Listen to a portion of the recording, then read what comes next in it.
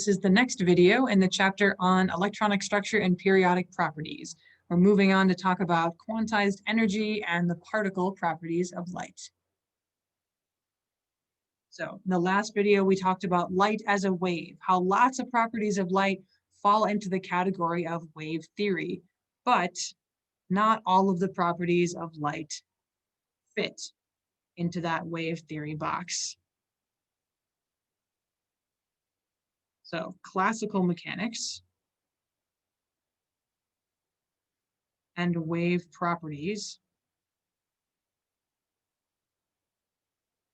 they can explain most behavior of light.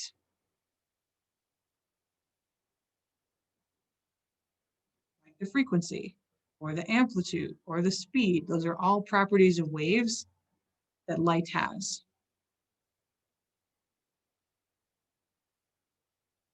But there are some properties of light that classical mechanics wave properties cannot describe.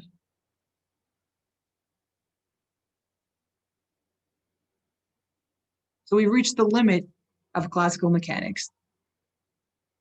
And we really need just to have a new theory that helps to explain some of those properties.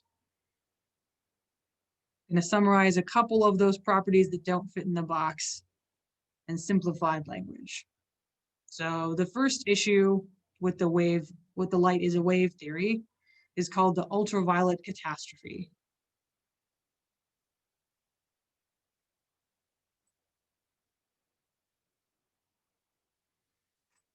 And the ultraviolet catastrophe is when classical models look at the light emission and how much hot objects emit light.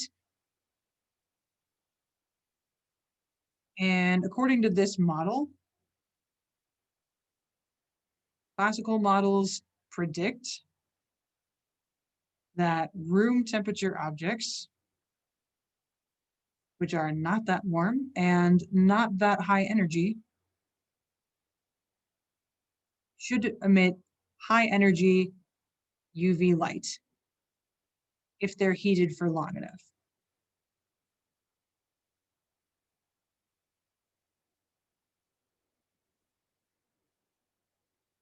And this model of room temperature objects emitting UV light is just simply not true. That is just not how it happens. Room temperature objects do not emit UV light. And so classical mechanics, light as a wave, predicted that this would happen, but it doesn't happen. So there's an issue with the theory. There's another classic experiment that doesn't fit inside the light is a wave box. That one is the photoelectric effect, which was famously discussed in an article by Albert Einstein, which earned him the Nobel Prize.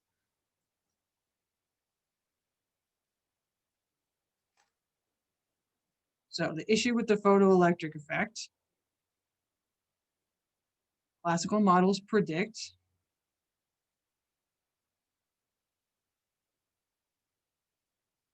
that if you increase the intensity of light, aka you make the light brighter,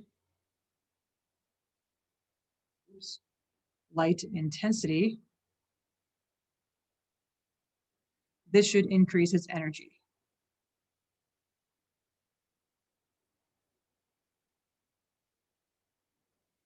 So this is like if you think about an ocean wave, if the ocean wave is bigger, it has higher energy.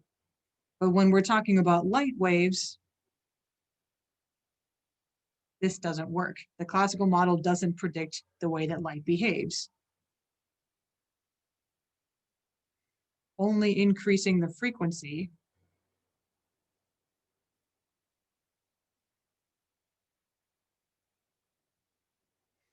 or decreasing the wavelength, which achieves the same effect,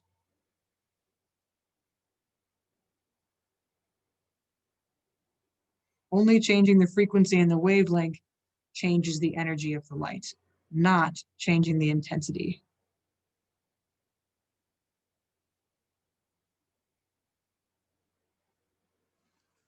Let's look back at our page where we talked about the electromagnetic spectrum.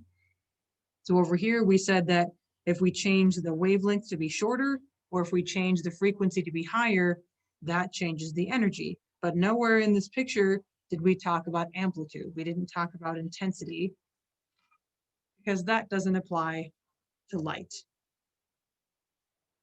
So we've got at least two issues with the light is a wave theory. So we're going to need a new theory. Which happens, remember our scientific method. If you have a well-established theory, but you have data that just simply doesn't fit with the theory, no matter how hard you try, it's time to revise your theory. So we need a new theory to explain the behavior of light. And our new theory is that energy is quantized. That's probably a word that sounds kind of scary that you don't use on a regular basis. So let's really dive in and talk about what something is, what something looks like when it's quantized.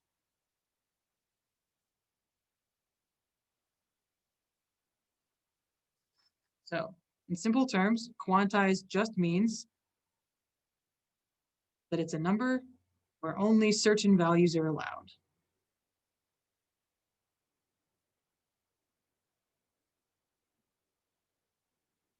And I can give you an example. It's going to be shoes, specifically shoe sizes. When you go to the department store or the shoe store. So if you go to the store and the guy says to you, what size are your feet? He's going to have a limited number of options for you.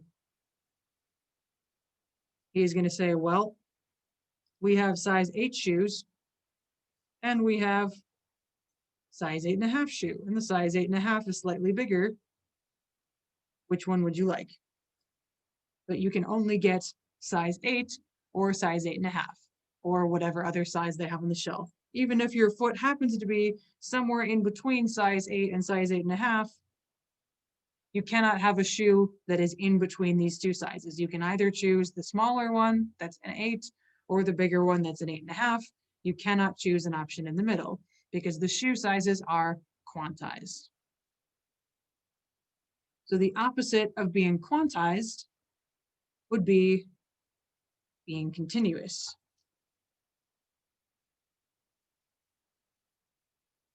So if something is continuous, that means that all values are allowed. So every number you can possibly think of is a legal number for something that is continuous. So we can take our analogy one step further. So continuous shoe sizes would be shoes you get from an actual shoemaker, somebody who is going to be cutting the fabric themselves and making the shoe by hand.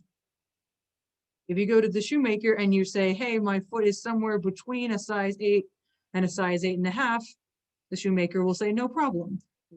I can make you a size 8.11. I can make you a size 8.2 or an 8.27. However big your foot is, the shoemaker can make any value of shoe, any shoe size is allowed, as opposed to a department store where the shoe sizes are quantized. Only certain values are allowed. And this is an adjective we're going to be using throughout this chapter, describing something as being quantized. So quantized energy and quantized light acts like a particle and not like a wave. So now we need to consider the particle properties of light.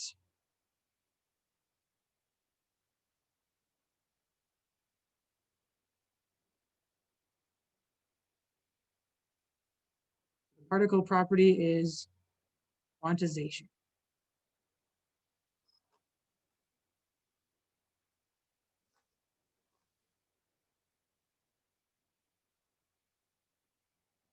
Okay, in the next video, we will talk about how to mathematically describe light as a quantized particle.